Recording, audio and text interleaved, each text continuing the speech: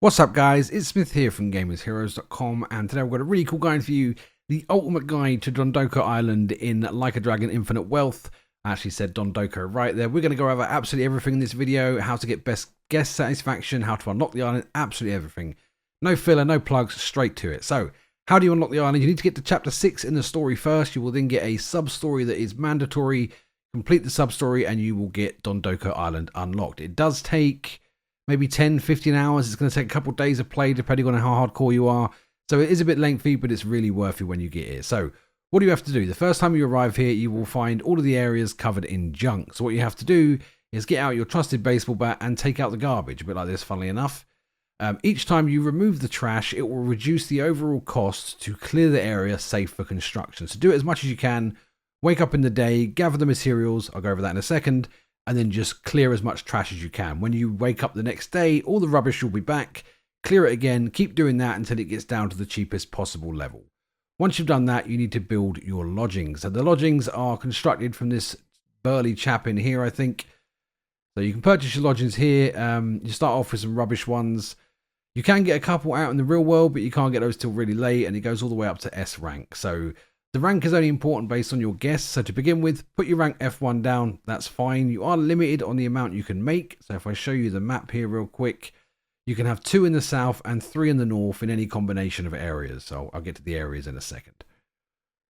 So these are the different areas here. You've got all the different areas. As you look in the bottom left, the area highlights, so it tells you the name of it. So I haven't got anything built in the lighthouse, for example. I've got some structures there, but no houses. So put the house down where you want. It doesn't really matter early on. The idea is just to get your house down and get your guests done. Now, the important thing when you're constructing anything in this game is to make sure that it is getting used. If you don't put it in the right way, it won't get used. I'm going to use this as an example, right? Now, if I put this here, I'm going to get the 500 satisfaction and the 50 popularity from it regardless, all right? But the guests can't use it there because it's not linked to a path. If I put it here, you can see now at the top of the screen there, it said available for guest leisure, popularity up. This means now whenever the guest walks past it, they can, if they want to, interact with the statue. If I put it off the path, they can't. So whenever you're putting down any structures that you want your guests to interact with, make sure it's touching the path. Now, it's not massively important for everything because your guests have only got a certain amount of time. They don't wander very far from where they are. So you can see on the map in the bottom left, all of my guests sort of stay close around the house that they're staying in. So you don't have to worry about building up a massive island. Just sort of, your guests will congregate and build the stuff there. We'll go over the best places to put things in just a minute. So next up is blueprints. You're going to be doing an awful lot of building every single day at this desk here. You get blueprints every time you level up. You can buy them in the real world in many different locations. Most of them, to be honest, it's just personal preference. They all do the same thing. So this building here offers rustic and satisfaction up. So your guests can interact with this. It will increase their satisfaction rating, which we'll get to in a minute, and it's part of the rustic tile set. It also gives you 579 satisfaction for putting it down and 10 popularity. So we'll go over the different sections right now. If you have a look at the Dondoko Island information here, you can see your building talent, which is your level, your satisfaction, your popularity, your money, and the genre of your island. The building talent, you just go up as you build more things. Satisfaction will go up as you place buildings that provide satisfaction. Same with popularity and when you gather materials. I'll get into that in a second. And then you have the genre in the bottom left. Sleazy, popular, rustic, and elegant. Everything you build belongs to a specific genre. Each time you build those items, it will increase your genre. This is mostly just for guest requests, which I'll get into here in a minute as well. But it's a pretty simple system, but I will explain it in just a second. So the most important thing about the island is gathering your materials. You will get 3 tools. Eventually, you get your baseball bat for breaking rocks, trees, that kind of stuff. You get your harpoon, and you get your net. The net is for catching bugs. Catch them. Now, this is really important because these are the best way of progressing on your island. So basically what you do is you wake up every day and you go to every area on the island you can and you grab all of the resources you can. This builds up your Dokopedia. Each time you gather a specific resource, it levels that resource's value up and you gain popularity for doing it. This is huge. This is the best way to level popularity by far, and it's also a really good way of making the Dokobucks the money. Like, for example, the sharks here, I've leveled these guys to maximum just by gathering sharks, and they sell for 130,000 a piece. So make sure every single day you are gathering all of these items you can because they also tie into guest requests. So let's go into how to make Dokobucks really easy. The best way of doing it is combining the 2 methods I've talked about already. You build structures using your daily resources at the bench. You then go and sell your structures in the shop, and you repeat the process every day, gathering all the materials you can. At the end of the day, selling all the items you've gathered, and then selling the buildings as well. That will give you enough Dokobucks to get pretty much anything you need at any point. Now, you will eventually need to rank up your island. You'll be given clear instructions here. It will tell you what you have to do, reach a satisfaction level, reach a popularity level. When it says that, just build items in those categories. It's really straightforward. As you rank up, you will earn big cash for the real world. I think like rank 5, you get 1 million. So it's a really good way of making money for the regular game. You also unlock this guy's special furnishings. Now, the fences and stuff at the top are all cool. They're nice. What you are looking for is these ones here. So when you reach rank 1, you will unlock the small burnable waste dump. Then you will get the small non-burnable waste dumps. What this does is every single day, you will get a free amount of cloth. Every single day for this one, you get plastic and metal. So every time you see these, build them all. This will give you a massive income every single day of all the different materials you need. So there's a food one here for Dondoko Farm, which we'll go into in a little bit. And then this is the resource one that gives you all the building supplies. So the routine you want to get yourself into is you wake up in the day, you go out and you gather all of the insects and all of the rocks and creatures you can, gather your stuff from the resource point as I just did there, make as many buildings as you can, and then go and sell it all. That will make you tons of Dokobucks and will get you through no problem. So the actual part of the island which is fun is the guests. Now I'm going to try and see if I can find a guest here that's not going to spoil anything. We'll go straight to that one. So guests are the main bulk of the island. Whenever you start a new tour, they will stay for 3 days. On day 3, at the end of day 3, they will leave. Their satisfaction level or guest approval level influences how much money and Dokobucks you get from it. Now each guest has a series of 4 requests that you can see here in the bottom right of the screen. The first request is a lodging request. The second request is a stat requirement.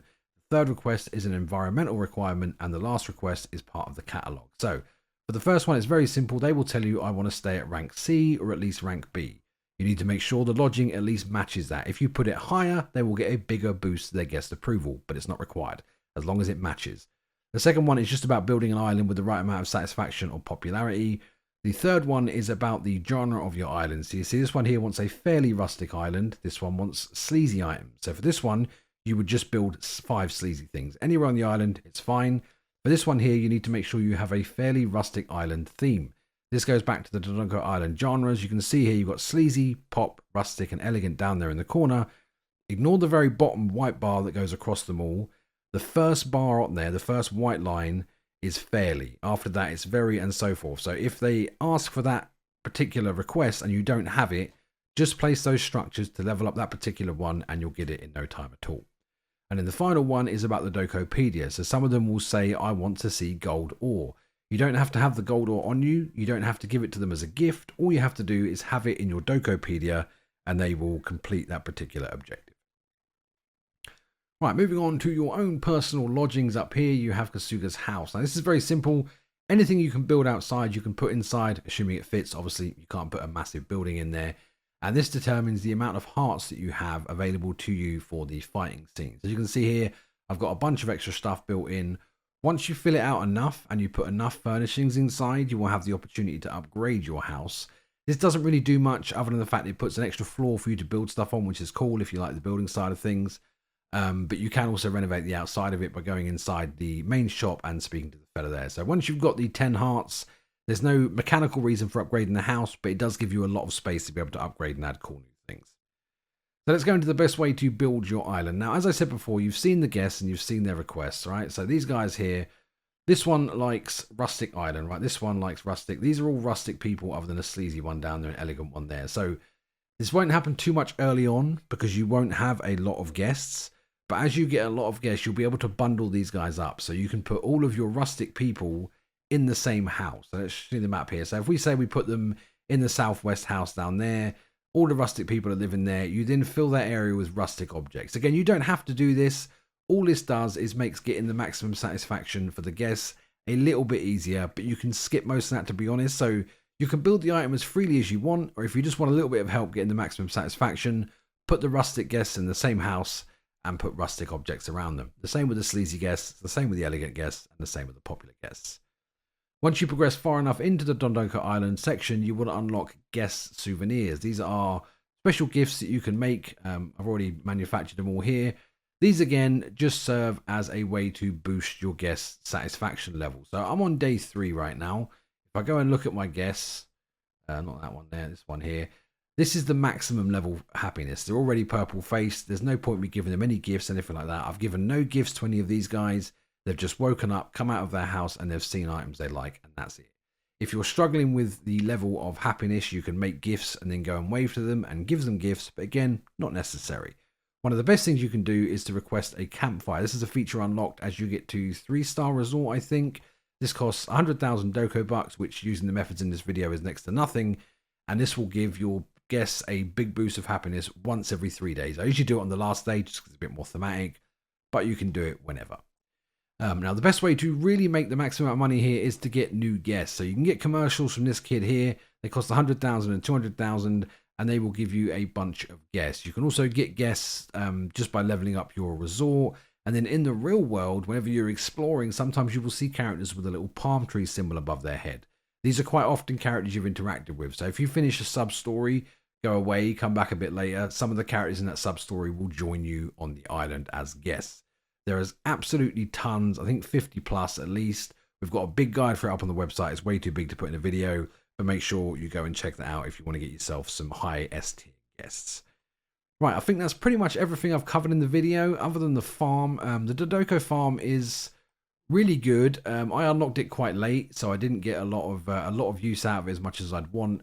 When you unlock it, you come to Muku Beach over here, and you will have this small little raft here that will take you to Dondoko Farm.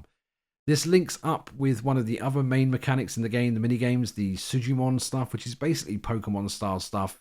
You can come here, you can put down Sujimon to do all sorts of things. You can make crops for food, you can train them up, you can harvest resources such as wood and that kind of thing. So whether you get a lot of use out of this is just depending on how far you are into the game and into Dondoko Island when you get this bit.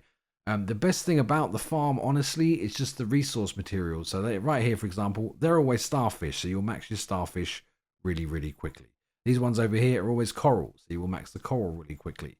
If you head to the upstairs bit up there, there is tons of resources around here for ore. So you'll find your gold, your diamond, your platinum, all that kind of stuff here. And again, this is the part of the routine you will add for the materials. You will just make absolutely so much money, you won't have any issues with it at all. One last thing, I've forgotten about upgrading your tools. You can upgrade all 3 of your tools. It's not necessary, it's not vital, but it definitely helps. I would prioritize upgrading the baseball bat first, because you're going to need that for all of your trees, all of your other things. You need that a lot. It's also used in the combat, so the baseball bat is a good one.